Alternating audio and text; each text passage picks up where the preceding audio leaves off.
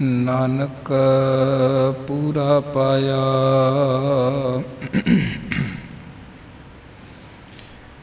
ਨਾਨਕ ਪੂਰਾ ਪਾਇਆ। ਪੂਰੇ ਕੇ ਗੁਣ ਗਾਓ।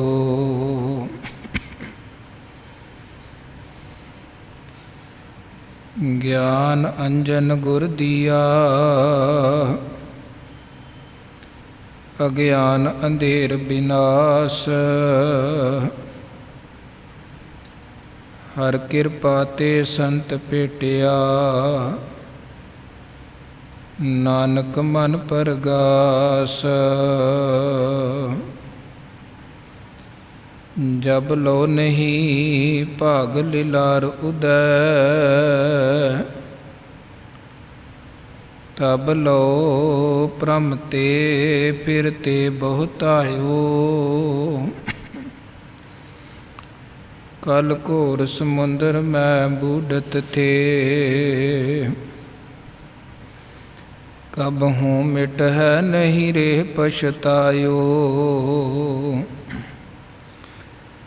ਤਤ ਵਿਚਾਰ ਯਹ ਮਥੁਰਾ, ਜਗ ਤਾਰਨ ਏਕੋ ਅਵਤਾਰ ਬਨਾਇਓ।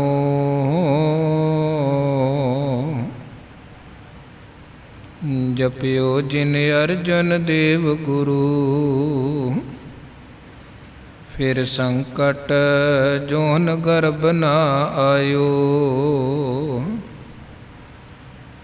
ਜਪਿਓ ਜਿਨ ਅਰਜਨ ਦੇਵ ਗੁਰੂ,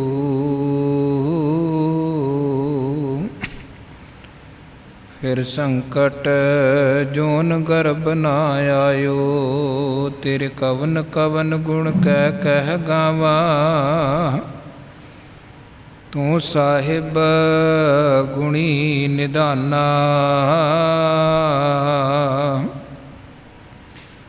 ਤੁਮਰੀ ਮਹਿਮਾ ਬਰਨ ਨ ਸਕੂੰ, ਤੂੰ ਠਾਕੁਰ ਊਚ ਭਗਵਾਨਾ। ਤੁਮਰੀ ਮਹਿਮਾ ਬਰਨ ਨ ਸਕੂੰ,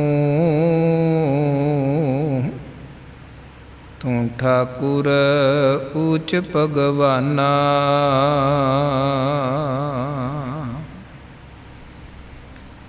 ਜੁਗ ਜੁਗ ਅਟਲ ਸਤਿਗੁਰੂ ਗੁਰਗੱਦੀ ਤੇ ਸੁਭਾਇਮਾਨ ਦਸਾਂ ਪਾਤਸ਼ਾਹੀਆਂ ਦੀ ਜੋਤ, ਗਰੀਬ ਨਵਾਜ ਭਗਤ ਵਛਲ ਪਤਿਤ ਪਾਵਨ ਸਤਿਗੁਰੂ ਸਾਹਿਬ ਸ੍ਰੀ ਗੁਰੂ ਗ੍ਰੰਥ ਸਾਹਿਬ ਜੀ ਮਹਾਰਾਜ ਜੀ ਦੀ ਪਾਵਨ ਪਵਿੱਤਰ ਹਜ਼ੂਰੀ ਵਿਖੇ ਰੋਜ਼ਾਨਾ ਦੀ ਤਰ੍ਹਾਂ ਜੁੜ ਮਿਲ ਬੈਠੀ ਸਨਮਾਨ ਸਤਿਕਾਰਯੋਗ ਗੁਰੂ ਰੂਪ ਸਾਧ ਸੰਗਤ, ਗੁਰੂ ਸਾਹਿਬ ਜੀ ਦੀਆਂ ਬੇਅੰਤ ਬਖਸ਼ਿਸ਼ਾਂ ਰਹਿਮਤਾਂ ਹੋਈਆਂ ਗੁਰਸੰਗਤ ਰੂਪ 'ਚ ਜੁੜ ਮਿਲ ਬੈਠਣ ਦਾ ਇਸ ਭਾਗ ਸਮਾਂ ਮਿਲਿਆ ਹੈ। ਔਰ ਗੁਰੂ ਘਰ ਦੇ ਕੀਰਤਨੀਆਂ ਪਾਸੋਂ ਪਾਵਨ ਬਾਣੀ ਦੇ ਸ਼ਬਦ ਕੀਰਤਨ ਪਿਆਰ ਸਤਿਕਾਰ ਸਹਿਤ ਆਪ ਜੀ ਨੇ ਸ਼ਰਵਣ ਕੀਤੇ। ਇਹ ਘੜੀਆਂ ਸਫਲ ਸਕਾਰਥ ਬਣਾਈਆਂ ਹਨ। ਗੁਰਬਾਣੀ ਕੀਰਤਨ ਤੋਂ ਉਪਰੰਤ ਆਓ ਗੁਰਬਾਣੀ ਵਿਚਾਰ ਦੇ ਨਾਲ ਜੁੜੀਏ। ਸ਼੍ਰੋਮਣੀ ਭਗਤ ਕਬੀਰ ਸਾਹਿਬ ਜੀ ਵੱਲੋਂ ਬਖਸ਼ਿਸ਼ ਕੀਤੇ ਹੋਏ ਪਾਵਨ ਔਰ ਪਵਿੱਤਰ ਸਲੋਕਾਂ ਦੀ ਵਿਚਾਰ ਦੀ ਸਾਂਝ ਪਾਈਏ। ਸਭ ਤੋਂ ਪਹਿਲਾਂ ਗੁਰੂ ਬਖਸ਼ੀ ਫਤਿਹ ਪ੍ਰਵਾਨ ਕਰੋ। ਅਦਬ ਪਿਆਰ ਸਤਿਕਾਰ ਸਹਿਤ ਆਖੋ ਜੀ ਵਾਹਿਗੁਰੂ ਜੀ ਕਾ ਖਾਲਸਾ, ਵਾਹਿਗੁਰੂ ਜੀ ਕੀ ਫਤਿਹ। ਭਗਤ ਕਬੀਰ ਜੀ ਵੱਲੋਂ ਉਚਾਰਨ ਕੀਤੇ ਹੋਏ 122 ਸਲੋਕਾਂ ਤੱਕ ਦੀ ਵਿਚਾਰ ਪਿਛਲੀਆਂ ਦੀਵਾਨਾਂ 'ਚ ਆਪ ਜੀ ਨੇ ਸ਼ਰਵਣ ਕੀਤੀ ਹੈ। ਇਸ ਤੋਂ ਅਗਲੇ ਸਲੋਕਾਂ ਦੀ ਵਿਚਾਰ ਅੱਜ ਦੇ ਦੀਵਾਨਾਂ 'ਚ ਆਪਾਂ ਸਾਂਝੀ ਕਰਾਂਗੇ। ਕੱਲ੍ਹ ਜਿੱਥੋਂ ਵਿਚਾਰ ਨੂੰ ਸੰਕੋਚਿਆ ਸੀ, ਭਗਤ ਕਬੀਰ ਸਾਹਿਬ ਜੀ ਨੇ ਇੱਕ ਉਸ ਅਵਸਥਾ ਦੀ ਗੱਲ ਕੀਤੀ ਜਿਹੜੀ ਅਵਸਥਾ ਗੁਰੂ ਦੀ ਕਿਰਪਾ ਰਹਿਮਤ ਸਦਕਾ ਜੀਵਨ ਨੂੰ ਮਿਲਦੀ ਹੈ। ਉਸ ਅਵਸਥਾ ਦੇ ਸਾਹਮਣੇ ਕਬੀਰ ਜੀ ਕਹਿੰਦੇ ਸਵਰਗ ਵੀ ਕੁਝ ਨਹੀਂ ਹੈ। ਉਹਨਾਂ ਨੇ ਬਚਨ ਕੀਤੇ ਕਿ ਗੁਰੂ ਦੀ ਕਿਰਪਾ ਸਦਕਾ ਅਸੀਂ ਨਰਕਾਂ ਤੋਂ ਤੇ ਬਚੇ ਹੀ ਬਚੇ ਹਾਂ, ਸਵਰਗਾਂ ਤੋਂ ਵੀ ਬਚ ਗਏ ਹਾਂ ਤੇ ਹੁਣ ਗੁਰੂ ਦੇ ਚਰਨਾਂ ਦੀ ਮੌਜ 'ਚ ਰਹਿੰਦੇ ਹਾਂ, ਚਰਨਾਂ 'ਚ ਰਹਿੰਦੇ ਹਾਂ। ਤੇ ਜਿਹੜਾ ਸੁੱਖ ਗੁਰੂ ਕੇ ਚਰਨਾਂ 'ਚ ਹੈ ਉਹ ਸੁੱਖ ਕਿਸੇ ਸਵਰਗ ਦੇ ਵਿੱਚ ਵੀ ਨਹੀਂ ਹੈ। ਅਸਲ 'ਚ ਗੁਰੂ ਦੇ ਚਰਨਾਂ ਤੋਂ ਵੱਡਾ ਸਵਰਗ ਹੀ ਕੋਈ ਨਹੀਂ ਹੈ। ਜਿਹਨੂੰ ਗੁਰੂ ਦੇ ਚਰਨਾਂ 'ਚ ਥਾਂ ਮਿਲ ਗਈ, ਜਿਹਨੂੰ ਗੁਰੂ ਨੇ ਕਿਰਪਾ ਕਰਕੇ ਆਪਣੇ ਕੋਲ ਥਾਂ ਬਖਸ਼ ਦਿੱਤੀ, ਉਹ ਤੇ ਬਹੁਤ ਵੱਡਾ, ਬਹੁਤ ਉੱਚਾ, ਬਹੁਤ ਮਹਾਨ ਬਣਦਾ ਹੈ। ਜਿਸ ਕੈ ਮਸਤਕ ਹੱਥ ਧਰਿਆ ਗੁਰ ਪੂਰੈ ਸੋ ਪੂਰਾ ਹੋਈ। ਜਿਹਦੇ ਮੱਥੇ ਤੇ, ਜਿਹਦੇ ਸੀਸ ਤੇ ਪੂਰੇ ਗੁਰੂ ਨੇ ਹੱਥ ਰੱਖ ਦਿੱਤਾ, ਉਹ ਵੀ ਪੂਰਾ ਹੋ ਗਿਆ, ਸੰਪੂਰਨ। ਭੱਟ ਸਾਹਿਬਾਨਾਂ ਨੇ ਬੜੇ ਪਿਆਰੇ ਬਚਨ ਕੀਤੇ ਹਨ ਕਿ ਸਮਰੱਥ ਗੁਰੂ ਸਿਰ ਹੱਥ ਧਰਿਓ, ਗੁਰ ਕੀਨੀ ਕਿਰਪਾ ਹਰ ਨਾਮ ਦਿਓ, ਜਿਸ ਦੇਖ ਚਰਨ ਅਗਨ ਹਰਿਓ। ਗੁਰੂ ਨੇ ਮਿਹਰ ਭਰਿਆ ਹੱਥ ਰੱਖਿਆ, ਕਿਰਪਾ ਭਰੀ ਨਦਰ ਵਰਤਾਈ। ਹੁਣ ਕਹਿੰਦੇ ਜੀਵਨ 'ਚੋਂ ਦੁੱਖ ਪਾਪ ਮੁੱਕ ਗਏ ਹਨ।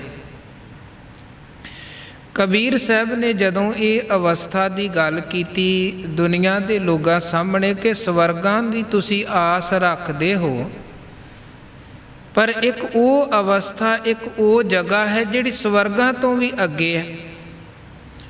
ਹੁਣ ਸਵਰਗਾਂ ਦੇ ਜਿਹੜੇ ਕਈ ਤਰ੍ਹਾਂ ਦੇ ਸੁੱਖ ਹਨ ਉਹ ਸਨਾਤਨ ਮਤ ਦੇ ਗ੍ਰੰਥਾਂ ਦੇ ਅੰਦਰ ਕਲਪੇ ਗਏ ਹਨ। ਇਸੇ ਤਰ੍ਹਾਂ ਇਸਲਾਮ ਮਤ ਅੰਦਰ ਬਹਿਸ਼ਤਾਂ ਦੀ ਗੱਲ ਕੀਤੀ ਗਈ ਹੈ। ਉਹ ਸਵਰਗ ਤੇ ਬਹਿਸ਼ਤ ਗੱਲ ਇੱਕੋ ਹੀ ਹੈ। ਉੱਥੇ ਵੀ ਜਿੱਦਾਂ ਦੇ ਸਵਰਗਾਂ ਦੀ ਕਲਪਨਾ ਸਨਾਤਨ ਮਤ ਨੇ ਕੀਤੀ ਹੈ, ਇੱਦਾਂ ਦੀ ਇਸਲਾਮ ਈਸਾਈਅਤ ਦੇ ਅੰਦਰ ਗੱਲ ਕੀਤੀ ਗਈ ਹੈ, ਯਹੂਦੀ ਮਤ ਅੰਦਰ ਜੀ। ਉੱਥੇ ਬੜੇ ਸੁੱਖ ਹੁੰਦੇ ਹਨ, ਐਸ਼ ਪ੍ਰਸਤੀ, ਇੱਦਾਂ ਦਾ ਬਹੁਤ ਕੁਝ ਵਰਣਨ ਕੀਤਾ ਗਿਆ ਹੈ। ਪਰ ਕਬੀਰ ਸਾਹਿਬ ਨੇ ਜਦੋਂ ਉਦੋਂ ਅੱਗੇ ਦੇ ਗੱਲ ਕੀਤੀ, ਲੋਕ ਕਹਿਣ ਲੱਗੇ ਜੀ ਇਹ ਜਿਹੜਾ ਤੁਸੀਂ ਚਰਨ ਕਮਲ ਦੀ ਮੌਜ ਦੀ ਗੱਲ ਕਰ ਰਹੇ ਹੋ ਕਿ ਗੁਰੂ ਦੇ ਚਰਨਾਂ 'ਚ ਬੜਾ ਸੁੱਖ ਹੈ, ਥੋੜ੍ਹਾ ਵਿਸਥਾਰ ਸਹਿਤ ਦੱਸੋ ਕਿ ਇਹ ਸੁੱਖ ਹੈ ਕਿੱਦਾਂ ਦਾ ਹੈ, ਕੈਸਾ ਸੁੱਖ ਹੈ, ਕੀ ਮਿਲਦਾ ਹੈ ਉਦੋਂ ਜਦੋਂ ਗੁਰੂ ਦੇ ਚਰਨਾਂ ਦੇ ਵਿੱਚ ਕਿਸੇ ਨੂੰ ਜਗ੍ਹਾ ਮਿਲਦੀ ਹੈ। ਤੇ ਕਬੀਰ ਸਾਹਿਬ ਕਹਿਣ ਲੱਗੇ ਹੁਣ ਇਹ ਚੀਜ਼ ਦੱਸੀ ਨਹੀਂ ਜੇ ਜਾ ਸਕਦੀ। ਕਹਿਬੇ ਕੋ ਸ਼ੋਭਾ ਨਹੀਂ ਦੇਖਾ ਹੀ ਪ੍ਰਵਾਨ, ਕਿਆ ਗੱਲ ਨਹੀਂ ਬਣ ਸਕਦੀ ਹੈ। ਦੇਖਿਆ ਹੀ ਗੱਲ, ਉਹ ਆਨੰਦ ਨੂੰ ਮਾਣਿਆ ਜਾ ਸਕਦਾ ਹੈ, ਉਸ ਆਨੰਦ ਨੂੰ ਬਿਆਨਿਆ ਦੱਸਿਆ ਨਹੀਂ ਜਾ ਸਕਦਾ। ਤੇ ਦੂਜੀ ਗੱਲ ਕਬੀਰ ਸਾਹਿਬ ਕਹਿਣ ਲੱਗੇ ਉਹ ਜਿਹੜਾ ਮਾਲਕ ਵੀ ਹੈ ਨਾ, ਜਿਹਦੇ ਚਰਨਾਂ 'ਚ ਅਸੀਂ ਢੋਈ ਜਗ੍ਹਾ ਥਾਂ ਪ੍ਰਾਪਤ ਕਰਨੀ ਹੈ, ਗੁਰੂ ਦੀ ਕਿਰਪਾ ਸਦਕਾ ਜਿਹੜੀ ਜਗ੍ਹਾ ਜਿਹਦੇ ਚਰਨਾਂ 'ਚ ਮਿਲਦੀ ਹੈ, ਉਹ ਮਾਲਕ ਦੀ ਵਡਿਆਈ ਵੀ ਅਪਾਰ ਹੈ। ਜੇ ਤੁਸੀਂ ਇਹ ਕਹੋ ਕਿ ਕਬੀਰ ਜੀ ਮਾਲਕ ਪਰਮੇਸ਼ਰ ਕਿੱਦਾਂ ਦਾ ਹੈ, ਕੁਝ ਉਹਦੇ ਬਾਰੇ ਦੱਸੋ, ਤੇ ਕਬੀਰ ਸਾਹਿਬ ਕਹਿਣ ਲੱਗੇ ਇੱਦਾਂ ਦੀ ਕੋਈ ਐਗਜ਼ੈਂਪਲ ਨਹੀਂ ਹੈ, ਕੋਈ ਉਦਾਹਰਣ ਨਹੀਂ ਹੈ, ਦ੍ਰਿਸ਼ਟਾਂਤ ਨਹੀਂ ਹੈ ਜਿਹਦੇ ਨਾਲ ਮੈਂ ਤੁਲਨਾ ਕਰਕੇ ਦੱਸ ਸਕਾਂ ਕਿ ਰੱਬ ਇੱਦਾਂ ਦਾ ਹੈ, ਪਰਮਾਤਮਾ ਇੱਦਾਂ ਦਾ ਹੈ। ਕਹਿਣ ਲੱਗੇ ਹਰ ਜੈਸਾ ਤੈਸਾ ਉਹੀ, ਜਿੱਦਾਂ ਦਾ ਪਰਮਾਤਮਾ ਉੱਦਾਂ ਦਾ ਬਸ ਪਰਮਾਤਮਾ ਹੀ ਹੈ, ਪਰਮਾਤਮਾ ਵਰਗਾ ਹੋਰ ਕੋਈ ਨਹੀਂ ਹੈ। ਅਸੀਂ ਕਹਿ ਸਕੀਏ ਜੀ ਰੱਬ ਇੱਦਾਂ ਦਾ ਹੈ, ਕੋਈ ਦੂਜੀ ਐਗਜ਼ੈਂਪਲ ਨਹੀਂ ਹੈ। ਇੱਕ ਜਗ੍ਹਾ ਮਹਾਰਾਜ ਕਹਿੰਦੇ ਜੈਸਾ ਤੂੰ ਤੈਸਾ ਤੂੰ ਹੀ, ਕਿਆ ਉਪਮਾ ਦੀਜੈ। ਤੇਰੀ ਵਡਿਆਈ ਤੂੰ ਹੈ ਜਾਣਦਾ, ਤੁਧ ਜੇਵੜ ਹੋਰ ਨਾ ਕੋਈ। ਤੁਧ ਜੇਵੜ ਹੋਰ ਸ਼ਰੀਕ ਹੋਏ ਤਾਂ ਆਖੀਐ ਤੁਧ ਜੇਵੜ ਤੂੰ ਹੈ ਹੋਈ। ਮੇਰੇ ਮਾਲਕ ਜੀ ਕੋਈ ਤੁਹਾਡੇ ਵਰਗਾ ਹੋਰ ਦੂਜਾ ਕੋਈ ਤੁਹਾਡਾ ਸ਼ਰੀਕ ਹੋਏ, ਅਸੀਂ ਕਹਿ ਦਈਏ ਜੀ ਇੱਦਾਂ ਦਾ ਰੱਬ ਹੈ, ਪਰ ਤੁਹਾਡੇ ਵਰਗਾ ਹੈ ਹੀ ਕੋਈ ਨਹੀਂ ਹੈ। ਤਦ ਬਿਨ ਦੂਜਾ ਨਾਹੀ ਕੋਏ। ਜਪਜੀ ਸਾਹਿਬ 'ਚ ਆਪਾਂ ਪੜ੍ਹਦੇ ਹਾਂ, ਗੁਰਾ ਇੱਕ ਦੇ ਬੁਝਾਈ ਸਭਨਾ ਜੀਆਂ ਕਾ ਇੱਕ ਦਾਤਾ, ਸੋ ਮੈਂ ਵਿਸਰ ਨਾ ਜਾਈ। ਉਹ ਸਾਰੇ ਜੀਵਾਂ ਦਾ ਇੱਕੋ ਹੀ ਦਾਤਾ ਹੈ, ਉਹਦੇ ਵਰਗਾ ਕੋਈ ਦੂਜਾ ਦਾਤਾ ਹੋਰ ਨਹੀਂ ਹੈ। ਦੱਦਾ ਦਾਤਾ ਏਕ ਹੈ, ਸਭ ਕੋ ਦੇਵਨਹਾਰ, ਦੇਂਦਾ ਟੋਟ ਨਾ ਆਵਈ, ਅਗਣਤ ਭਰੇ ਭੰਡਾਰ। ਇਸ ਕਰਕੇ ਕਬੀਰ ਜੀ ਕਹਿੰਦੇ ਉਹਦੇ ਵਰਗਾ ਹੋਰ ਦੂਜਾ ਕੋਈ ਨਹੀਂ ਜੇ, ਜਿਹਦੇ ਨਾਲ ਮੈਂ ਤੁਲਨਾ ਕਰਕੇ ਦੱਸ ਸਕਾਂ ਕਿ ਰੱਬ ਕਿੱਦਾਂ ਦਾ ਹੈ। ਇਸ ਕਰਕੇ ਉਹ ਜਿਹੜਾ ਬੇਅੰਤ ਅਗਾਧ ਬੋਧ ਮਾਲਕ ਹੈ, ਅਸੀਂ ਉਹਦੇ ਗੁਣ ਗਾਉਂਦੇ ਹਾਂ ਅਤੇ ਉਹਦੀਆਂ ਵਡਿਆਈਆਂ ਦਾ ਆਨੰਦ ਮਾਣਦੇ ਹਾਂ।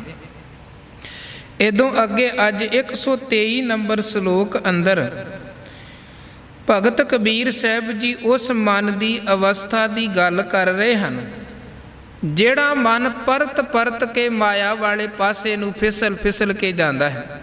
ਉਹਨਾਂ ਨੇ ਇੱਕ ਉਦਾਹਰਣ ਦਿੱਤੀ, ਕੂੰਜ ਦੀ ਉਦਾਹਰਣ। ਕਬੀਰ ਚੁਗੈ ਚਿਤਾਰੈ ਭੀ ਚੁਗੈ, ਚੁਗ ਚੁਗ ਚਿਤਾਰੇ।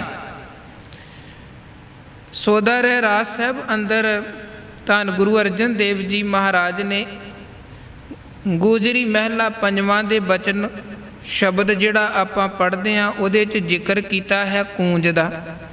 ਊਡੈ ਊਡ ਆਵੈ ਸਹਿ ਕੋਸਾਂ, ਤਿਸ ਪਾਛੈ ਬਚਰੇ ਛਰਿਆ। ਕੂੰਜ ਨੇ ਬੱਚੇ ਆਂਡੇ ਦਿੱਤੇ, ਉਹਦੇ ਆਂਡੇ ਕਿਤੇ ਬੱਚੇ ਕਿਤੇ ਆਂਡਿਆਂ 'ਚੋਂ ਨਿਕਲਦੇ ਨੇ, ਉਹ ਉਡਾਰੀ ਮਾਰ ਕੇ ਕਿਤੇ ਦੀ ਕਿਤੇ ਪਹੁੰਚ ਜਾਂਦੀ ਹੈ, ਬੱਚਿਆਂ ਦੇ ਕੋਲ ਉਹ ਨਹੀਂ ਹੁੰਦੀ ਹੈ। ਅਤੇ ਉੱਥੇ ਮਹਾਰਾਜ ਨੇ ਉਦਾਹਰਣ ਦਾ ਇਹ ਪੱਖ ਸਾਡੇ ਸਾਹਮਣੇ ਰੱਖਿਆ ਕਿ ਬੰਦਾ ਇਹ ਨਾ ਕਵੇ ਕਿ ਮੈਂ ਬੱਚਿਆਂ ਦੇ ਕੋਲ ਹਾਂ, ਬੱਚਿਆਂ ਨੂੰ ਪਾਲ ਰਿਹਾ ਅਤੇ ਬੱਚੇ ਪਲਦੇ ਨੇ, ਮੇਰੇ ਤੋਂ ਬਿਨਾਂ ਬੱਚੇ ਪਲ ਨਹੀਂ ਸਕਦੇ ਹਨ। ਮਹਾਰਾਜ ਕਹਿੰਦੇ ਪਾਲਣ ਵਾਲਾ ਉਹ ਵਾਹਿਗੁਰੂ ਹੈ, ਰੋਜ਼ੀ ਦੇਹਿੰਦ ਅਕਾਲ ਪੁਰਖ ਹੈ। ਜੇ ਤੇਰੇ ਮਨ 'ਚ ਇਹ ਭਰਮ ਹੈ ਕਿ ਬੱਚੇ ਮੈਂ ਪਾਲਦਾ ਪਿਆ ਹਾਂ, ਤੇ ਸਤਿਗੁਰੂ ਨੇ ਕੂੰਜ ਦੀ ਉਦਾਹਰਣ ਦੇ ਕੇ ਦੱਸਿਆ ਕਿ ਵੇਖ ਉਹ ਕਿਹੜਾ ਆਪਣੇ ਬੱਚਿਆਂ ਦੇ ਕੋਲ ਸੀ, ਫਿਰ ਵੀ ਉਹਦੇ ਬੱਚੇ ਪਲੇ ਹਨ। ਕਿੰਨੇ ਪਾਲਿਆ ਹੈ? ਪਾਲਣ ਵਾਲੇ ਨਿਰੰਕਾਰ ਪਰਮਾਤਮਾ ਨੇ। ਤੇ ਜਿਹੜਾ ਵਾਹਿਗੁਰੂ ਉਹਦੇ ਬੱਚਿਆਂ ਨੂੰ ਪਾਲ ਸਕਦਾ, ਤੇਰਿਆਂ ਨੂੰ ਵੀ ਉਹ ਪਾਲ ਸਕਦਾ ਹੈ। ਮਤ ਇਸ ਭਰਮ 'ਚ ਰਹਿ ਕੇ ਜੇ ਮੈਂ ਨਾ ਹੋਵਾਂ ਤੇ ਸ਼ਾਇਦ ਰੁੜ ਜਾਣਗੇ ਤੇ ਨਾ ਪਲਣਾ ਹੀ ਕੁਝ ਨਹੀਂ ਹੈ।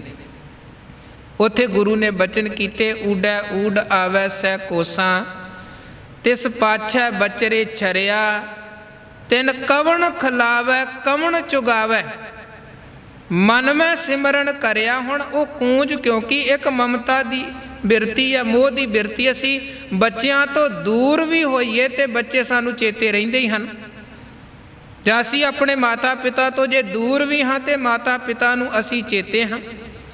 ਮਾਂ ਬਾਪ ਨੂੰ ਬੱਚੇ ਹਮੇਸ਼ਾ ਚੇਤੇ ਰਹਿੰਦੇ ਹਨ, ਪਰ ਜ਼ਰੂਰੀ ਨਹੀਂ ਹੈ ਕਿ ਹਰ ਜਗ੍ਹਾ 'ਤੇ ਮਾਂ ਬਾਪ ਆਪ ਬੱਚੇ ਦੇ ਕੋਲ ਹੀ ਹੋਣ ਅਤੇ ਉਹਦੇ ਮੂੰਹ 'ਚ ਗਰਾਈ ਪਾਉਣ ਅਤੇ ਉਹ ਖਾਵੇ। ਮਹਾਰਾਜ ਕਹਿੰਦੇ ਹੁਣ ਤਿੰਨ ਕਵਣ ਖਿਲਾਵੈ ਕਵਣ ਚੁਗਾਵੈ, ਕੌਣ ਉਹਨਾਂ ਨੂੰ ਚੋਗਾ ਦਿੰਦਾ ਪਿਆ ਹੈ, ਕੌਣ ਉਹਨਾਂ ਨੂੰ ਖਿਲਾਉਂਦਾ ਪਿਆ ਹੈ? ਕੂੰਜ ਤੇ ਹੈ ਹੀ ਨਹੀਂ ਹੈ। ਉਹ ਦੂਰ ਬੈਠੀ ਬੱਚਿਆਂ ਨੂੰ ਚੇਤੇ ਤੇ ਕਰ ਰਹੀ ਹੈ, ਪਰ ਬੱਚਿਆਂ ਨੂੰ ਖਵਾਉਂਦੀ ਨਹੀਂ ਪਈ, ਖਵਾਉਂਦਾ ਰਿਜ਼ਕ ਕੋਈ ਹੋਰ ਦਿੰਦਾ ਪਿਆ ਹੈ। ਹਾਂ, ਇੰਨੀ ਗੱਲ ਜ਼ਰੂਰ ਹੈ ਕਿ ਉਹ ਵਾਰ-ਵਾਰ ਆਪਣੇ ਬੱਚਿਆਂ ਨੂੰ ਚੇਤੇ ਕਰਦੀ ਹੈ, ਚੁਗਦਿਆਂ ਚਿਤਾਰਦਿਆਂ ਉਹਨੂੰ ਵਾਰ-ਵਾਰ ਆਪਣੇ ਬੱਚੇ ਚੇਤੇ ਆਉਂਦੇ ਨੇ। ਅਤੇ ਉਹੀ ਗੱਲ ਇੱਥੇ ਕਬੀਰ ਸਾਹਿਬ ਕਰ ਰਹੇ ਨੇ ਕਿ ਵੇਖੋ ਚੁਗੈ ਚਿਤਾਰੈ ਭੀ ਚੁਗੈ, ਚੁਗ ਚੁਗ ਚਿਤਾਰੇ। ਕੂੰਜ ਸੈਂਕੜੇ ਕੋਹਾਂ ਦੂਰ ਚਲੀ ਗਈ, ਧਿਆਨ ਉਹਦਾ ਆਪਣੇ ਬੱਚਿਆਂ 'ਚ, ਦਾਣਾ ਚੁਗਦੀ ਹੈ, ਬੱਚਿਆਂ ਨੂੰ ਚੇਤੇ ਕਰਦੀ ਹੈ, ਦਾਣਾ ਚੁਗਦੀ ਹੈ, ਬੱਚਿਆਂ ਨੂੰ ਚੇਤੇ ਕਰਦੀ ਹੈ। ਇੱਦਾਂ ਵਾਰ-ਵਾਰ ਉਹਨੂੰ ਬੱਚੇ ਚੇਤੇ ਆ ਰਹੇ ਹਨ। ਅਤੇ ਇਸੇ ਤਰ੍ਹਾਂ ਕਹਿੰਦੇ ਜੈਸੇ ਬਚਰੇ ਕੂੰਜ ਮਨ ਮਾਇਆ ਮਮਤਾ ਰੇ, ਜਿਵੇਂ ਕੂੰਜ ਦਾਣਿਆਂ ਚੁਗਦੀ ਹੋਈ ਵੀ ਆਪਣੇ ਬੱਚਿਆਂ ਨੂੰ ਚੇਤੇ ਕਰਦੀ ਹੈ, ਜੈਸੇ ਬਚਰੇ ਕੂੰਜ ਮਨ ਮਾਇਆ ਮਮਤਾ ਰੇ। ਮਹਾਰਾਜ ਕਹਿੰਦੇ ਇਸੇ ਤਰ੍ਹਾਂ ਮਨ ਵੀ ਪਰਤ ਪਰਤ ਕੇ ਮਾਇਆ ਦੀ ਮੋਹ ਮਮਤਾ ਵਾਲੇ ਪਾਸੇ ਨੂੰ ਜਾਂਦਾ ਹੈ। ਬੇਸ਼ੱਕ ਆਪਾਂ ਜਿੱਥੇ ਮਰਜ਼ੀ ਬੈਠੇ ਹੋਈਏ, ਧਿਆਨ ਪਰਤ ਪਰਤ ਕੇ ਮਾਇਆ ਵਾਲੇ ਪਾਸੇ ਮਨੁੱਖ ਦਾ ਜਾਂਦਾ ਹੈ। ਐਸੀ ਮਾਇਆ ਮਮਤਾ ਮੋਹਣੀ ਇਸੇ ਜੀਵ ਦੇ ਮਨ 'ਤੇ ਆਪਣਾ ਪ੍ਰਭਾਵ ਬਣਾ ਕੇ ਬੈਠੀ ਹੈ। हर वक्त भावें बंदा सुता है भावें बंदा जागदा है, जिहड़े मर्जी कारज दे विच लग्या है, वार वार इहदा ध्यान माया वाले पासे जांदा। गुरु कहंदे बस बदलना इन्ना क है। भगत रविदास साहब जी नूं पुछया जी परमात्मा दे नाल सांझ किद्दां बनाउणी है, जां तुहाडी इह बिरती किद्दां बणी है कि हुण तुसीं ਉਹ अवस्था ते पहुँच गए हो जिथे जाके भगत जी कहते हैं कि तोही मोही मोही तोही अंतर कैसा, कनक कटक जल तरंग जैसा, कि मेरे च ते रब च ते मेरे च कोई फर्क नहीं रहा है। पुछया भगत जी ये अवस्था तुहाडी बनी किदां है, किदां तुसी रब जी की एक मिकता हासिल कर लई। ते उन्होंने कहा साची प्रीत हम तुम स्यों जोरी तुम स्यों जोर अवर संग तोरी। ये जड़ा साडे मन का कनैक्शन हर वक्त माया दे नाल बनिया रहिंदा है, बस इस कनैक्शन नूं उस अकाल पुरख दे नाल जोड़ना है। उहदे लई गुरु के चरनां दी, गुरु की रहमत दी, गुरु की बख्शिश दी भी ज़रूरत है। ਉਹਦੇ ਲਈ जीव दे उद्यम की भी जरूरत है। उद्यम तो बिना भी गल नहीं बनती, तो गुरु की रहमत ज्ञान तो बिना भी गल नहीं बनती है। धन गुरु रामदास साहब जी की हजूरी च भाई तुलसा भाई जापा ये सिख आए, कहन लगे महाराज तुहाडा बचन है कि संगत करया करो, असी धंधे च बड़ा फसे हुए हाँ, ते दिन रात साडी बिरती धंधियां च ही फसी रहिंदी है। धर्म दा ते चेता ही मन चों भुल जांदा है, ना साडे कोल संगत च आउण दा वक्त है। तुसीं कहंदे हो सिख सतसंगी होए, बड़े धंधे च फसे हाँ, ते महाराज मेहर करके ये दसो कि साडा भी किसी तरह उधार हो सकदा है कि नहीं हो सकदा। साडे वर्गे दिन रात धंधे गरसियां दे लई भी कोई इदां दा रस्ता है जिहदे राहीं असी भी जीवन सफल बना सकते हाँ। ते गुरु रामदास महाराज जी ने उथे बचन कहे, कहन लगे जिम निस दिन कर काज सुधारै, त्यागे कबू ना लागै प्यारे। जिवें तुसी दिन रात अपनी किरत विरत कार विहार करते हो, ते किरत करनी भी चाहिए है। जड़ा किरत छड्ड के बह जावे, गुरु ने उस वेलड़ नूं भी प्रवान नहीं जे कीता। जोगी लोग किरत छड्ड के बह गए सन, खप्पर हत्थ च फड़े जी मंग लिया ते बस बह जाओ। महाराज कहन लगे इदां समाज ते बोझ नहीं बनना है। घाल खाए किछ हत्थों दे, नानक राह पछाणे से। रब दे घर दा रस्ता उही पछाण सकदा जे जिहड़ा किरत करदा खांदा ते खवाउंदा है। जिन्हें किरत छड्डी आ वो कीर्ति की करेगा। महाराज कहन लगे एक काम तां तुसीं भला करदे हो कि किरत कर रहे हो, पर फर्क इन्ना हुंदा है कि जे किरत करदिआं नाल कीर्ति है ते किरत भी सिमरन है, ते जे किरत करदिआं रब चेते नहीं है तो फिर किरत धंधा रूप है, माया रूप है, एक बंधन है। गुरु ने कर्म सानू सारे संसारी करन दे लई किया है, पर गुरु कहंदे वो कर्म तेरे बंधन रूप कर्म ना होण कि तेरे हत्थां पैरां ते जीवन ते ऐसियां जंजीरां पै जाण कि तैनूं रब वाले पासियों वो कर्म रोक लवे। परिवारिक जीवन सिख दा होना चाहिए है। सगल धर्म में गृहस्थ प्रधान का उपदेश गुरु ने दिता है, पर जिस दिन सानू रब वाले पासे जुड़न दे विच गृहस्थ रुकावट बन गया, उस दिन समझो ये ममता का जाल है, मोह का जाल है। जिदन साडे कारोबार साडे धंधे कार विहार साडी किरत सानू गुरु तो तोड़न लग गई, उस दिन समझो वो किरत धंधा रूप माया रूप बन गया, साडे ते गुरु दे विच वो रुकावट बन गई है। किरत करनी है पर उस दाते दे नाल मालक दे नाल जरूर जुड़ के रहना, पूरी तरह माया च फस नहीं जाना। जिवें बाणी च गुरु ने कमल दे फुल दी उदाहरण दिती है। हुण वो कमल दा फुल कित्थे हुंदा है? छप्पड़ दे अंदर पानी दे विच। जिन्नी देर वो पानी च है उन्नी देर खिड़िया उहनूं पानी चों बाहर कढ दिता जाए वो सुक जाता है, ते जे उहनूं पानी दे विच ही डबो दिता जाए वो फिर भी गल के खत्म हो गया। पानी च है पर पानी तो बाहर है तो वह बिल्कुल सलामत खिड़िया है। महाराज कहते तेरा जीवन भी इसे तरह होवे जैसे जल में कमल निरालम मुर गाई न छाणै सुरत शब्द भव सागर तरिया नानक नाम वखाणै। ये संसार की है तित सरवरड़ै भईले निवासा पानी पावक तिनै कि संसार एक समुंदर की तरह है, एक सरोवर की तरह, एक तलाब की तरह है जिथे साडे जीवां दा वासा है। जे ते असी कमल दे फुल की तरह रवांगे संसार च रहिंदियां निरलेप फिर ते सलामत हाँ। जे असी कहीए घर परिवार छड्ड के बाहर हो जाना वो गल फिर कमल नूं पानी चों बाहर करन वाली होएगी, सुक जावांगे। जे माया भी जंजाल दे विच ही डुब गए तो जिद्दां कमल पानी च डुबो दिता जावे गल जांदा मुक जांदा इदां ही साडी हालत बनेगी। सो महाराज कहंदे किरत करो। पर जिहड़ी गल भगत जी ने भी कीती है कि नामा कह ते लोचना मुख ते राम संभाल हाथ पाँव कर काम सब चीत निरंजन नाल, ये उपदेश हमेशा चेते रखना है। खैर गुरु रामदास महाराज नूं जदों उन्हां पुछया जी बड़ा असी काम कार च फसे हाँ, संगत च जाण दा ते समा नहीं हुंदा ते साडा उधार हो सकदा कि नहीं हो सकदा। महाराज कहण लगे पहली गल ते तुसी किरत करदे हो भला कर्म है, पर जिद्दां किरत करदियां हर वक्त तुहाडा ध्यान उधर लग्या रहिंदा है, अपना काम कार तुसी एक खिन दे लई भी छड्डण दे लई तैयार नहीं हो। इसे तरह तुसी रब दी कीरती दे नाल भी जुड़ो, हथ पैर किरत दे विच लगण, सुरत तुहाडी करतार दी याद च लगे, जीवन सफल है। जिम निस दिन कर काज सुधारै त्यागे कबू ना लागै प्यारे, तथा प्यार करो गुरबाणी पढ़न सुनन कीचै रुच ठानी, धरियो अर्थ जो शब्द मझारा बार बार उर करो विचारा, क्या गुर कह करें हम कहाँ सने सने मन मोरो तहाँ। महाराज कहंदे ये जुगत है तथा प्यार करो गुरबाणी, जिद्दां तुहानू अपनी किरत धंधे दे नाल प्यार है इसे तरह का प्यार गुरु के शब्द गुरु की बाणी दे नाल बना लवो। जिवें किरत नहीं छड्डदे हो इहदा कीर्ति ना छड्डो, फिर उधार ही उधार है। पर मनुखी मन है फिसल फिसल के माया वाले पासे जाता है, संसार वाले पासे ध्यान जाता है। कबीर साहब कहंदे जिद्दां चुगदियां कूंज बच्चियां नूं चेते करदी है, इसे तरह जीव परत परत के माया नूं चेते करदा माया वाले पासे जाता है। कबीर अंबर घनहर छाया बरख भरे सर ताल।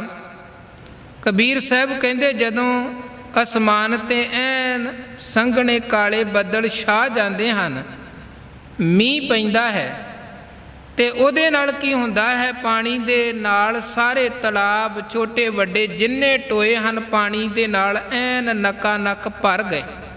हुण सारे पासे सारे सरोवरां दे विच टोयां दे विच पानी भरिया होया है। बनस्पति भी तृप्त है, होर पंछी भी तृप्त हैं। पर कहंदे इदां जदों सारे पासे पानी हुंदा है एक आवाज़ उदों भी निकल रही हुंदी है जिहड़ी पानी दे लई तरस रही हुंदी है। वो आवाज़ किहदी है? एक बबीहे दी आवाज़। चातरिक ज्यों तरसत रहें तिनको कौन हवाल। क्योंकि एक विचारवान कहते हैं कि मीह भावें जिन्ना मर्जी पैंदा होवे, एक खास सवांती नक्षत्र दे विच जदों मीह पैंदा है ते ओ सवांती नक्षत्र दे विच पए होए मीह दी वरखा दी बूंद बबीहे दे मुख दे विच पवे, ਉਹਦੇ ਨਾਲ ਬਬੀਹੇ ਦੀ ਪਿਆਸ ਬੁਝਦੀ ਹੈ। ਉਹਦੇ ਤੋਂ ਬਿਨਾਂ ਜਿੰਨਾ ਮਰਜੀ ਮੀਂਹ ਪੈਂਦਾ ਰਵੇ, ਜਿੰਨੇ ਮਰਜੀ ਪਾਣੀ ਦੇ ਸਰੋਵਰ ਭਰੇ ਹੋਣ, ਬਬੀਹੇ ਦੀ ਪਿਆਸ ਖਤਮ ਨਹੀਂ ਹੁੰਦੀ ਹੈ।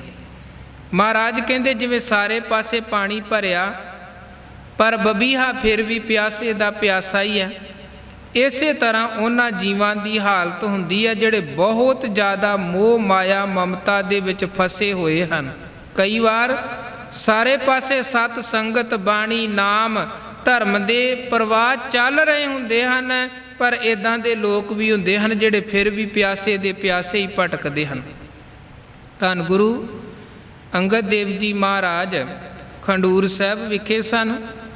ਦੂਰੋਂ ਦੂਰੋਂ ਸ਼ਰਧਾਲੂ ਗੁਰੂ ਅੰਗਦ ਦੇਵ ਮਹਾਰਾਜ ਜੀ ਦੇ ਦਰਬਾਰ 'ਚ ਆਉਂਦੇ, ਬੜੀਆਂ ਸਤਿਗੁਰਾਂ ਦੀਆਂ ਖੁਸ਼ੀਆਂ ਵਰਤਦੀਆਂ। ਜਿਹੜੀਆਂ ਰਹਿਮਤਾਂ ਗੁਰੂ ਅੰਗਦ ਦੇਵ ਜੀ ਮਹਾਰਾਜ ਦੇ ਦਰਬਾਰ ਵਰਤਦੀਆਂ ਸਨ ਨਿਤਾ ਪ੍ਰਤੀ ਖੰਡੂਰ ਸਾਹਿਬ ਦੀ ਧਰਤੀ 'ਤੇ, ਉਸੇ ਦਾ ਜ਼ਿਕਰ ਭੱਟ ਜੀ ਨੇ ਕੀਤਾ ਹੈ ਕਿ ਅਮੈ ਦ੍ਰਿਸ਼ਟ ਸ਼ੁਭ ਕਰੈ ਹਰੈ ਅਗ ਪਾਪ ਸਗਲ ਮਲ ਕਾਮ ਕ੍ਰੋਧ ਅਰ ਲੋਭ ਮੋਹ ਬਸ ਕਰੈ ਸਭੈ ਬਲ ਸਦਾ ਸੁਖ ਮਨ ਬਸੈ ਦੁਖ ਸੰਸਾਰੈ ਖੋਵੈ ਗੁਰ ਨਵਨਿਧ ਦਰਿਆਓ ਜਨਮ ਹਮ ਕਾਲਖ ਧੋਵੈ ਸੋ ਕਹੁ ਟਲ ਗੁਰ ਸੇਵੀਐ ਐਨਿਸ ਸਹਿਜ ਸੁਭਾਏ ਦਰਸ਼ਨ ਪਰਸਿਆ ਗੁਰੂ ਕੈ ਜਨਮ ਮਰਨ ਦੁਖ ਜਾਏ। ਦੂਰੋਂ ਦੂਰੋਂ ਗੁਰੂ ਕੇ ਸੇਵਕ ਸ਼ਰਧਾਲੂ ਜਗਿਆਸੂ ਆਉਂਦੇ ਨੇ ਔਰ ਮਹਾਰਾਜ ਸੱਚੇ ਪਾਤਸ਼ਾਹ ਜੀ ਦੇ ਦਰਸ਼ਨ ਕਰਦੇ ਹਨ ਤੇ ਉਹਨਾਂ ਨੂੰ ਤ੍ਰਿਪਤੀ ਮਿਲਦੀ ਹੈ। ਸਤਿਗੁਰੂ ਖੋਟਿਆਂ ਨੂੰ ਖਰੇ ਬਣਾ ਰਹੇ ਹਨ। ਇਹ ਰਹਿਮਤਾਂ ਖੰਡੂਰ ਦੀ ਧਰਤੀ 'ਤੇ ਵਰਤ ਰਹੀਆਂ ਨੇ। ਪਰ ਜਿਹੜੇ ਘਰ 'ਚ ਗੁਰੂ ਅੰਗਦ ਦੇਵ ਮਹਾਰਾਜ ਰਹਿੰਦੇ ਹਨ ਉੱਥੋਂ ਕੋਈ 5-7 ਹਟਵਾਂ ਘਰ ਹੈ ਮਲੂਕੇ ਚੌਧਰੀ ਦਾ, ਗੁਰੂ ਤੋਂ ਟੁੱਟਿਆ ਹੋਇਆ ਹੈ। ਉੱਦਾਂ ਬੜਾ ਨੇੜੇ ਆ, ਸਰੀਰ ਕਰਕੇ ਨੇੜੇ ਆ। ਜਿਹੜੀਆਂ ਕਾਬਲ ਕੰਧਾਰ ਤੋਂ ਸੰਗਤਾਂ ਆਉਂਦੀਆਂ ਉਹ ਤੇ ਕਿੰਨੀਆਂ ਦੂਰੋਂ ਆਉਂਦੀਆਂ ਨੇ, ਸਰੀਰ ਕਰਕੇ ਕਿੰਨੇ ਦੂਰ ਬੈਠੇ ਜਗਿਆਸੂ, ਪਰ ਗੁਰੂ ਕੇ ਦਰ ਤੋਂ ਆ ਕੇ ਰਹਿਮਤਾਂ ਬਖਸ਼ਿਸ਼ਾਂ ਲੈ ਕੇ ਝੋਲੀਆਂ ਭਰਾ ਕੇ ਜਾਂਦੇ ਹਨ।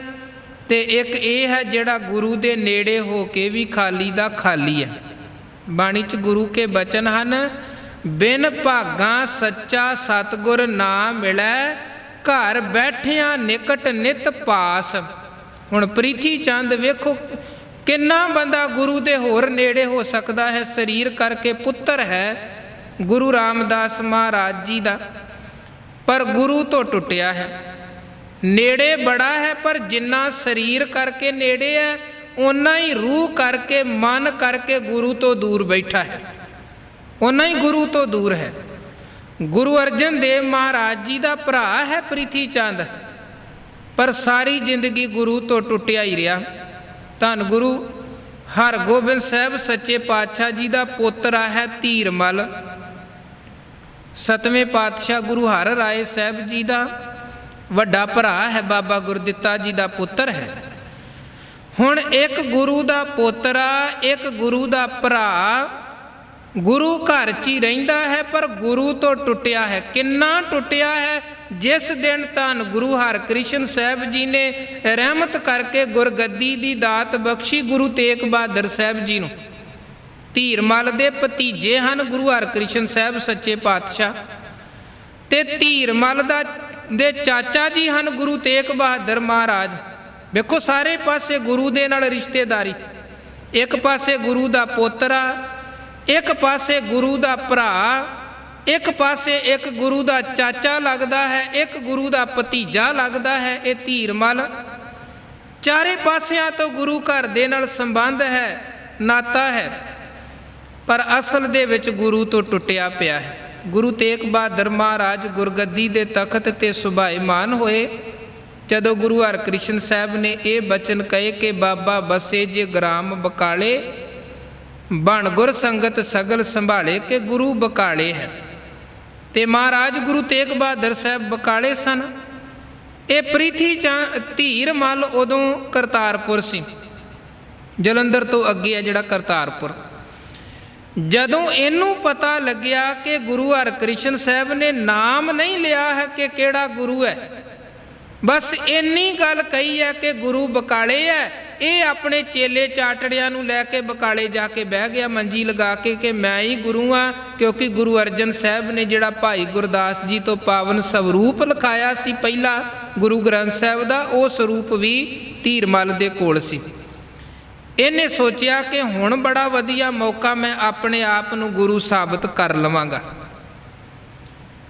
ਇਹਨੇ ਆਪਣੇ ਮਸੰਦਾਂ ਦੇ ਰਾਹੀਂ ਆਪਣਾ ਪ੍ਰਚਾਰ ਤੇ ਪ੍ਰਸਾਰ ਵੀ ਬੜਾ ਖੂਬ ਪ੍ਰਚਾਰ ਕਰਵਾਇਆ ਕਿ ਸਾਰੇ ਪਾਸੇ ਸਭ ਨੂੰ ਕਹੋ ਕਿ ਧੀਰਮਲ ਹੀ ਗੁਰੂ ਹੈ, ਧੀਰਮਲ ਹੀ ਗੁਰੂ ਹੈ। ਪਰ ਜਿਹੜੀ ਗੱਲ ਹਜੂਰ ਬਾਣੀ 'ਚ ਕਹਿੰਦੇ ਕੂੜ ਨਿਖੁੱਟੈ ਨਾਨਕਾ ਓੜਕ ਸੱਚ ਰਹੀ, ਗੁਰੂ ਲੁਕਾਇਆ ਥੋੜਾ ਲੁਕਣਾ ਹੈ। ਜੇ ਇਹ ਸੋਚੇ ਕਿ ਮੈਂ ਆਪਣੇ ਪਖੰਡ ਨੂੰ ਬਹੁਤ ਵੱਡੇ ਪੱਧਰ ਤੇ ਪਸਾਰਾਂਗਾ ਤੇ ਗੁਰੂ ਪੂਰੇ ਗੁਰੂ ਦਾ ਸੰਗਤ ਨੂੰ ਪਤਾ ਹੀ ਕੋਈ ਨਹੀਂ ਲੱਗੇਗਾ। ਤੇ ਇਹਦੀ ਮੂਰਖਤਾ ਹੈ, ਅਗਿਆਨਤਾ ਹੈ ਜਿਹੜੀ ਇਹਨੇ ਵਰਤੀ। ਇੱਕ ਬਚਨ ਆਪਾਂ ਗੁਰੂ ਕੀ ਬਾਣੀ ਦਾ ਪੜ੍ਹਦੇ ਹਾਂ, ਗੁਰੂ ਰਾਮਦਾਸ ਸਾਹਿਬ ਜੀ ਦਾ ਅਖੀਰ ਤੇ ਰਾਤੀ ਜਦੋਂ ਸਤਿਗੁਰੂ ਜੀ ਸੁਖਾਸਨ ਅਸਥਾਨ ਤੇ ਜਾਂਦੇ ਨੇ, ਉਹ ਸ਼ਬਦ ਆਪਾਂ ਰੋਜ਼ ਪੜ੍ਹਦੇ ਹਾਂ, ਜਿੱਥੇ ਜਾਏ ਬਹਿ ਮੇਰਾ ਸਤਿਗੁਰੂ ਸੋ ਥਾਨ ਸੁਹਾਵਾ ਰਾਮ ਰਾਜੇ। ਹੁਣ ਗੁਰੂ ਕੀ ਹੈ? ਜੋਤ ਗੁਰੂ ਹੈ, ਜੋਤ ਰੂਪ ਹਰ ਆਪ ਗੁਰੂ ਨਾਨਕ ਕਹਾਇਓ। ਹੁਣ ਗੁਰਮਤਿ ਵਿਚਾਰਧਾਰਾ ਤੇ ਸਿਧਾਂਤ ਨੂੰ ਆਪਾਂ ਜੇ ਬੜੀ ਬਰੀਕੀ ਦੇ ਨਾਲ ਸਮਝੀਏ ਨਾ, ਇੱਥੇ ਸਰੀਰ ਨੂੰ ਗੁਰੂ ਨਹੀਂ ਕਿਹਾ ਗਿਆ, ਜੋਤ ਗੁਰੂ ਹੈ। ਤੇ ਜਿਹੜੇ ਸਰੀਰ ਅੰਦਰ ਜੋਤ ਵਰਤਦੀ ਸੀ, ਉਸ ਸਰੀਰ ਦਾ ਸਤਿਕਾਰ ਹੈ, ਕਿਉਂਕਿ ਅੰਦਰ ਗੁਰੂ ਬੈਠਾ ਹੈ। ਤੇ ਜਿੱਥੇ ਗੁਰੂ ਬੈਠਾ ਹੈ, ਜਿੱਥੇ ਜਾਏ ਬਹਿ ਮੇਰਾ ਸਤਿਗੁਰੂ ਸੋ ਥਾਨ ਸੁਹਾਵਾ ਰਾਮ ਰਾਜੇ। ਹੁਣ ਬਾਰੀ ਤੌਰ 'ਤੇ ਵੀ ਤੇ ਆਪਾਂ ਸਤਿਕਾਰ ਦਿੰਦੇ ਹਾਂ, ਜਿੱਥੇ ਗੁਰੂ ਨਾਨਕ ਜੀ ਦਾ ਪ੍ਰਕਾਸ਼ ਹੋਇਆ, ਉਸ ਧਰਤੀ ਨੂੰ ਆਪਾਂ ਸੁਭਾਗੀ ਧਰਤੀ ਨਨਕਾਣਾ ਸਾਹਿਬ ਕਹਿੰਦੇ ਹਾਂ। ਕਿਉਂਕਿ ਜਿਹੜੀ ਚੀਜ਼ ਵੀ ਗੁਰੂ ਦੇ ਸੰਪਰਕ ਦੇ ਵਿੱਚ ਆਈ, ਉਹ ਚੀਜ਼ ਵੀ ਮਹਾਨ ਬਣ ਗਈ। ਉਹ ਚੀਜ਼ ਵੀ ਜੇ ਜੋਤ ਸਰੀਰ ਦੇ ਅੰਦਰ ਬੈਠੀ ਤੇ ਸਰੀਰ ਵੀ ਮਹਾਨ ਤੇ ਪਾਵਨ ਪਵਿੱਤਰ ਹੋ ਨਿਬੜਿਆ, ਕਿਉਂਕਿ ਅੰਦਰ ਗੁਰੂ ਬੈਠਾ। ਜਿਹੜੇ ਸਰੀਰ ਅੰਦਰ ਗੁਰੂ ਬੈਠਾ, ਧਨ ਉਹ ਕਾਇਆ ਹੈ। ਜਿੱਥੇ ਫਿਰ ਉਹ ਸਰੀਰ ਬੈਠਾ ਜਿਹਦੇ ਅੰਦਰ ਗੁਰੂ ਵਰਤਦਾ ਸੀ, ਉਹ ਜਗ੍ਹਾ ਪੂਜਣ ਦੇ ਯੋਗ ਬਣੀ। ਤੇ ਉਹਨਾਂ ਅਸਥਾਨਾਂ ਨੂੰ ਵੀ ਅਸੀਂ ਸਾਹਿਬ ਕਹਿ ਕੇ ਸਤਿਕਾਰ ਦਿੰਦੇ ਹਾਂ, ਇਹ ਗੁਰੂ ਕੇ ਅਸਥਾਨ ਹਨ। ਹੁਣ ਰੁਮਾਲਾ ਸਾਹਿਬ ਹੈ ਤਾਂ ਕੱਪੜਾ ਹੀ ਹੈ, ਪਰ ਸਤਿਗੁਰੂ ਸੱਚੇ ਪਾਤਸ਼ਾਹ ਜੀ ਨੂੰ ਅੰਗੀਕਾਰ ਹੁੰਦਾ ਹੈ, ਅਸੀਂ ਉਹਨੂੰ ਸਤਿਕਾਰ ਦੇ ਨਾਲ ਰੁਮਾਲਾ ਸਾਹਿਬ ਕਹਿੰਦੇ ਹਾਂ। ਇੱਕ ਕੱਪੜੇ ਦੇ ਨਾਲ ਵੀ ਸਾਹਿਬ ਲੱਗ ਗਿਆ। ਕਾਰਨ ਕੀ ਹੈ? ਕਿਉਂਕਿ ਉਹਨੂੰ ਸਾਹਿਬ ਨੇ ਪ੍ਰਵਾਨ ਕੀਤਾ ਹੈ।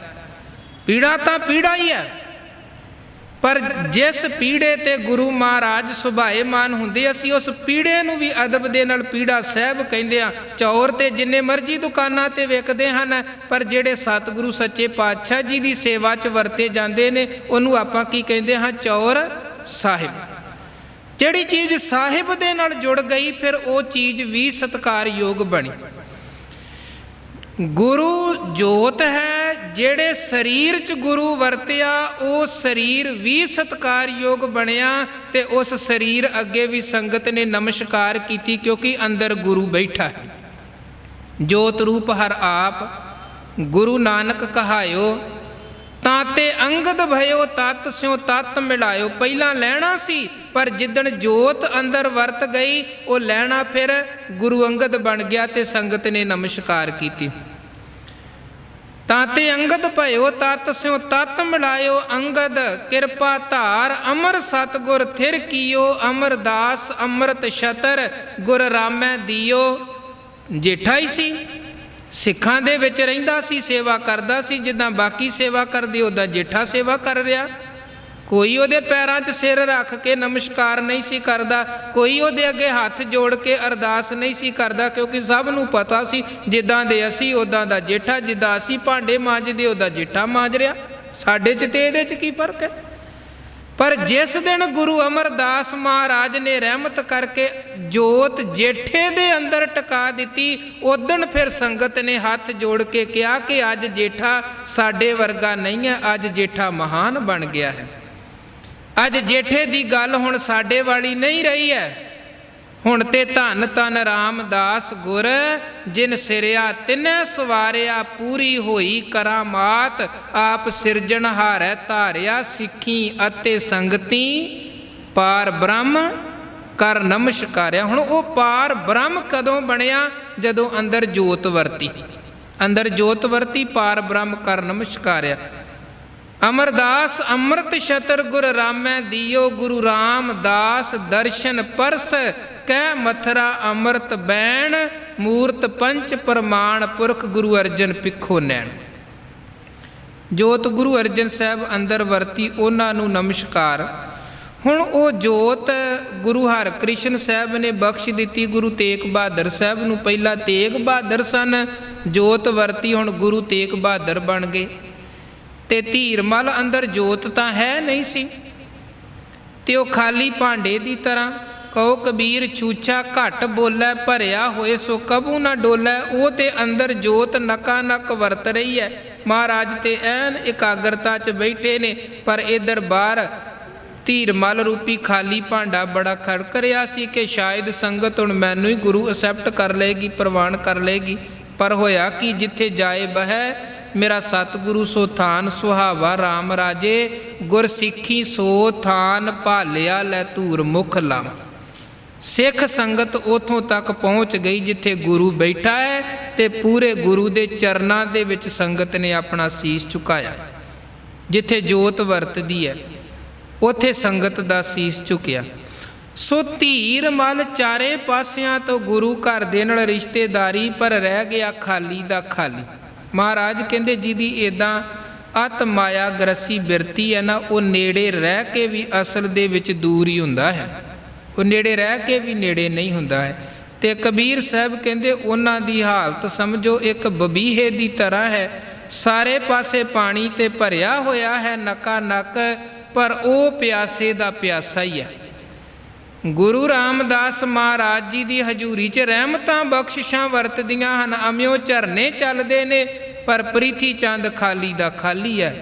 गुरु तेग बहादुर साहब की हजूरी च बख्शिशां वरतदियां ने, धीर मल खाली दा खाली। अगले सलोक च कबीर साहब फरमान करदे, कबीर चक्कई जाओ निस बिछरै, आए मिलै प्रभात। ये चक्कवी एक जीव है। ਇਹਦੇ ਬਾਰੇ ਇੱਕ ਆਮ ਖਿਆਲ ਪ੍ਰਚਲਿਤ ਹੈ ਕਿ ਚੱਕਵੀ ਤੇ ਚੱਕਵੇ ਦੀ ਜੋੜੀ ਹੁੰਦੀ ਹੈ, ਨਰ ਮਦੀਨਾ ਦੀ ਜੋੜੀ। ਤੇ ਦਿਨ ਵੇਲੇ ਤੇ ਇਹ ਰਹਿੰਦੇ ਨੇ ਇਕੱਠੇ, ਇੱਕ ਦੂਜੇ ਨੂੰ ਵੇਂਦੇ ਨੇ, ਇਕੱਠੇ ਰਹਿੰਦੇ ਹਨ। ਪਰ ਜਿਵੇਂ ਸੂਰਜ ਛਿਪਦਾ ਹੈ, ਹਨੇਰਾ ਹੁੰਦਾ ਹੈ, ਤੇ ਇਹਨਾਂ ਨੂੰ ਦਿਸਣਾ ਹੋ ਜਾਂਦਾ ਹੈ ਬੰਦ, ਇੱਕ ਦੂਜੇ ਨੂੰ ਵੇਖ ਨਹੀਂ ਪਾਉਂਦੇ ਹਨ। ਚੱਕਵੀ ਵੇਖ ਨਹੀਂ ਪਾਉਂਦੀ ਹੈ ਚੱਕਵੇ ਨੂੰ, ਤੇ ਉਹ ਫਿਰ ਜਦੋਂ ਵੇਖ ਨਹੀਂ ਪਾਉਂਦੀ ਹੈ ਵਿਛੜ ਗਏ। ਉਹ ਵਿਛੋੜੇ ਦੀ ਪੀੜ ਕਰਕੇ ਸਾਰੀ ਰਾਤ ਉਹ ਤੜਫਦੀ ਹੈ, ਚੀਕਦੀ ਹੈ ਵਿਛੋੜੇ ਕਰਕੇ ਸਾਰੀ ਰਾਤ। ਇੱਦਾਂ ਫਿਰ ਉਹਦੀ ਇਹ ਚੀਕਦਿਆਂ ਤੜਫਦਿਆਂ ਲੰਘਦੀ ਹੈ। ਤੇ ਜਦੋਂ ਰਾਤ ਖਤਮ ਹੁੰਦੀ ਹੈ, ਸਵੇਰੇ ਫਿਰ ਉਹਦਾ ਭਾਨ ਹੋਇਆ, ਸੂਰਜ ਚੜ੍ਹਿਆ, ਉਹਨੂੰ ਦਿਸਣਾ ਸ਼ੁਰੂ ਹੋ ਗਿਆ, ਤੇ ਸਾਹਮਣੇ ਚੱਕਵਾ ਦਿਸ ਗਿਆ। ਅੰਦਰ ਨੂੰ ਸ਼ਾਂਤੀ ਮਿਲ ਗਈ, ਅੰਦਰ ਨੂੰ ਠੰਡ ਪ੍ਰਾਪਤ ਹੋ ਗਈ, ਹੁਣ ਮੇਰਾ ਮਿਲਾਪ ਹਾਸਲ ਹੋ ਗਿਆ। ਮਹਾਰਾਜ ਸੱਚੇ ਪਾਤਸ਼ਾਹ ਕਹਿੰਦੇ ਵੇਖੋ ਚੱਕਵੀ ਵੱਲ, ਵਿਛੋੜਾ ਉਹਦਾ ਕਿੰਨਾ ਕੁ ਹੁੰਦਾ ਹੈ। ਕੇਵਲ 4 ਪੈਰਾਂ ਦਾ, 3.5 ਪੈਰਾਂ ਦਾ ਰਾਤ ਦਾ ਵਿਛੋੜਾ ਹੁੰਦਾ ਹੈ, ਰਾਤ ਹਨੇਰੇ ਦਾ। ਸਵੇਰੇ ਉਹਨੇ ਫੇਰ ਚੱਕਵੇ ਨੂੰ ਮਿਲ ਜਾਣਾ ਹੈ। ਰੋਜ਼ ਵਿਛੜਦੀ, ਰੋਜ਼ ਮਿਲਦੀ ਹੈ, ਪਤਾ ਹੁੰਦਾ ਹੈ ਕਿ ਇੰਨੇ ਕੁ ਸਮੇਂ ਬਾਅਦ ਫੇਰ ਮੇਰਾ ਮਿਲਾਪ ਹੋ ਜਾਣਾ, ਪਰ ਫਿਰ ਵੀ ਉਹ ਸਾਰੀ ਰਾਤ ਤੜਫਦਿਆਂ ਲੰਘਾਉਂਦੀ ਹੈ। ਜਿੰਨੀ ਦੇਰ ਤੱਕ ਮਿਲਾਪ ਹੋ ਨਹੀਂ ਜਾਂਦਾ, ਉਨੀ ਦੇਰ ਤੱਕ ਉਹਨੂੰ ਚੈਨ ਨਹੀਂ ਹੈ। ਪਰ ਦੂਜੇ ਪਾਸੇ ਕਬੀਰ ਸਾਹਿਬ ਕਹਿੰਦੇ ਉਹਨਾਂ ਲੋਕਾਂ ਦਾ ਕੀ ਬਣੇਗਾ ਜਿਹੜੇ ਵਿਛੜੇ ਤੇ ਰੱਬ ਤੋਂ ਪਏ ਨੇ। ਅਗਿਆਨਤਾ ਦੀ ਕਾਲੀ ਬੋਲੀ ਰਾਤ ਦੇ ਵਿੱਚ ਜਿਹੜੇ ਭਟਕਦੇ ਪਏ ਨੇ, ਵਿਛੋੜੇ ਦਾ ਅਹਿਸਾਸ ਹੀ ਕੋਈ ਨਹੀਂ, ਹਿਰਦੇ 'ਚੋਂ ਕੂਕ ਹੀ ਕੋਈ ਨਹੀਂ ਨਿਕਲਦੀ ਹੈ। ਦੱਸੋ ਉਹ ਕਿੱਦਾਂ ਮਿਲਣਗੇ। ਕਬੀਰ ਚੱਕਈ ਜੋ ਨਿਸ ਵਿਛਰੈ, ਆਏ ਮਿਲੈ ਪ੍ਰਭਾਤ। ਜੋ ਨਰ ਵਿਛਰੇ ਰਾਮ ਸਿਉ, ਨਾ ਦਿਨ ਮਿਲੇ ਨਾ ਰਾਤ। ਕਿਉਂ? ਕਿਉਂਕਿ ਅੰਦਰ ਤਾਂਘ ਹੀ ਨਹੀਂ ਹੈ, ਅਹਿਸਾਸ ਹੀ ਨਹੀਂ ਹੈ, ਖਿੱਚ ਹੀ ਨਹੀਂ ਹੈ ਮਿਲਾਪ ਪ੍ਰਤੀ। ਤੇ ਜਿਹਦੇ ਅੰਦਰ ਖਿੱਚ ਨਹੀਂ ਹੈ, ਉਹਦਾ ਮਿਲਾਪ ਹੋਵੇ ਬਹੁਤ ਔਖੀ ਗੱਲ ਹੈ, ਉਹ ਨਹੀਂ ਮਿਲ ਸਕਦਾ। ਜਿਹਨੂੰ ਨਾ ਤੇ ਵਿਛੋੜੇ ਦਾ ਅਹਿਸਾਸ ਮੈਂ ਵਿਛੜਿਆ ਹਾਂ। ਕਿਉਂਕਿ ਮਿਲਾਪ ਤਾਂ ਹੈ ਜੇ ਪ੍ਰਥਮ ਵਿਛੋੜੇ ਦਾ ਅਹਿਸਾਸ ਹੈ। ਸੋ ਵਿਛੋੜੇ ਦਾ ਅਹਿਸਾਸ ਹੋਣਾ ਜ਼ਰੂਰੀ ਹੈ।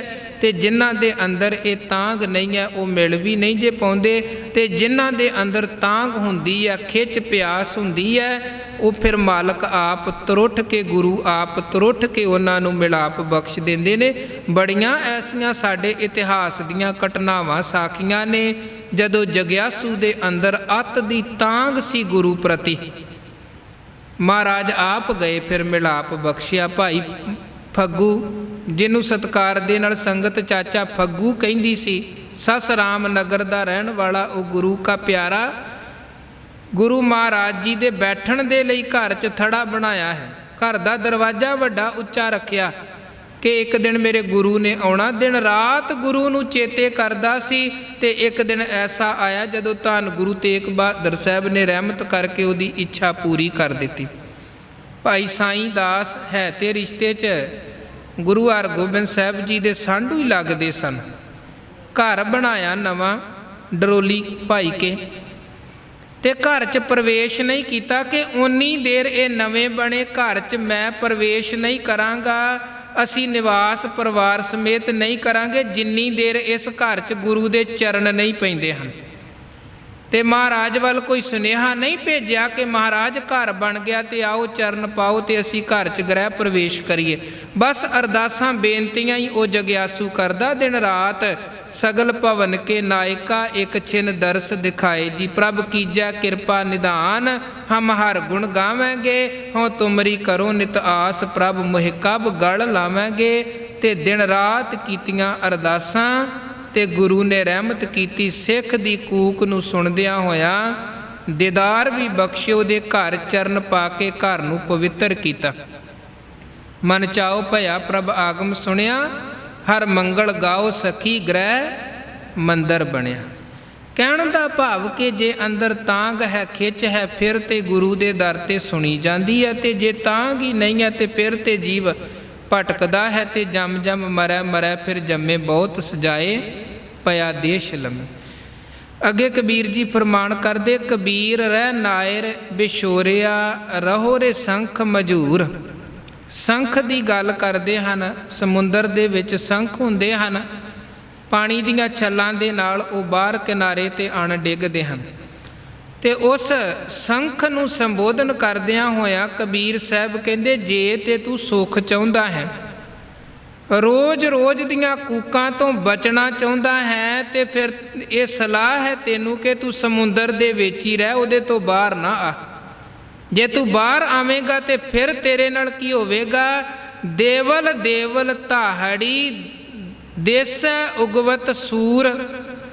ਕਹਿੰਦੇ ਬਾਹਰ ਤੂੰ ਆ ਗਿਆ, ਕਿਸੇ ਨੇ ਤੈਨੂੰ ਪਕੜ ਲੈਣਾ, ਉਦੋਂ ਬਾਅਦ ਅੱਗੇ ਵੇਚਿਆ ਖਰੀਦਿਆ ਜਾਵੇਂਗਾ ਤੇ ਇੱਦਾਂ ਵਿਕਦਾ ਵਿਕਦਾ ਤੂੰ ਕਿਸੇ ਮੰਦਰ ਤੱਕ ਪਹੁੰਚੇਗਾ।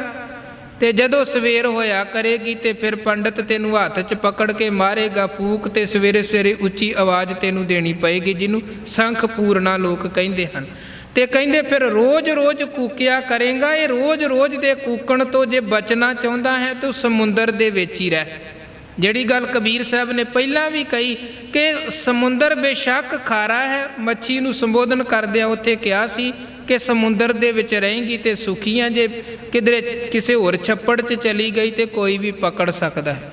ਕਹਿਣ ਦਾ ਭਾਵ ਸਾਨੂੰ ਸਮਝਾ ਰਹੇ ਨੇ ਮਹਾਰਾਜ ਕਿ ਜੇ ਤੇ ਅਸੀਂ ਸਮੁੰਦਰ ਰੂਪ ਗੁਰੂ ਦੇ ਚਰਨਾਂ 'ਚ ਅਕਾਲ ਪੁਰਖ ਦੇ ਨਾਲ ਜੁੜ ਕੇ ਰਵਾਂਗੇ ਫਿਰ ਤੇ ਸੁੱਖ ਹੈ, ਤੇ ਜੇ ਮਾਲਕ ਤੋਂ ਟੁੱਟਾਂਗੇ ਤੇ ਫਿਰ ਤੇ ਕੂਕਾਂ ਹੀ ਕੂਕਾਂ ਹਨ, ਫਿਰ ਤੇ ਥਾਂ ਥਾਂ ਵਿਕਣ ਵਾਲੀ ਖੇਡ ਹੈ, ਫਿਰ ਕੋਈ ਸੁੱਖ ਨਹੀਂ ਹੈ, ਦੁੱਖ ਹੀ ਦੁੱਖ ਹਨ। ਕਿਉਂਕਿ ਜਿਹੜੇ ਮਾਲਕ ਤੋਂ ਟੁੱਟੇ ਹਨ, ਹਰ ਕੇ ਨਾਮ ਬਿਨਾ ਦੁੱਖ ਪਾਵੈ, ਭਗਤ ਬਿਨਾ ਸਹਿਸਾ ਨਹੀਂ ਚੁਕੈ, ਗੁਰੀਆ ਭੇਦ ਬਤਾਵੈ। ਇਸ ਕਰਕੇ ਗੁਰੂ ਕੀ ਸੰਗਤ ਰੂਪੀ ਸਾਗਰ ਦੇ ਵਿੱਚ, ਚਰਨ ਸ਼ਰਨ ਰੂਪੀ ਸਮੁੰਦਰ ਦੇ ਵਿੱਚ ਜੁੜ ਕੇ ਰਹਿਣਾ ਹੈ, ਤਾਂ ਕਿ ਥਾਂ ਥਾਂ 'ਤੇ ਵਿਕਣਾ ਵੀ ਨਾ ਪਵੇ, ਭਟਕਣਾ ਵੀ ਨਾ ਪਵੇ, ਤੇ ਦੁੱਖਾਂ ਦੀਆਂ ਕੂਕਾਂ ਵੀ ਨਾ ਸਹਿਣੀਆਂ ਪੈਣ। ਸਤਿਗੁਰੂ ਰਹਿਮਤ ਕਰਨ, ਕਿਰਪਾ ਕਰਨ। ਗੁਰੂ ਕੇ ਇਹ ਪਾਵਨ ਪਵਿੱਤਰ ਉਪਦੇਸ਼ ਸਾਡੇ ਸਭ ਦੇ ਹਿਰਦਿਆਂ 'ਚ ਵਸਣ, ਗੁਰਮਤਿ ਦੇ ਧਾਰਨੀ ਬਣੀਏ, ਜੀਵਨ ਸਫਲ ਹੋਵੇ।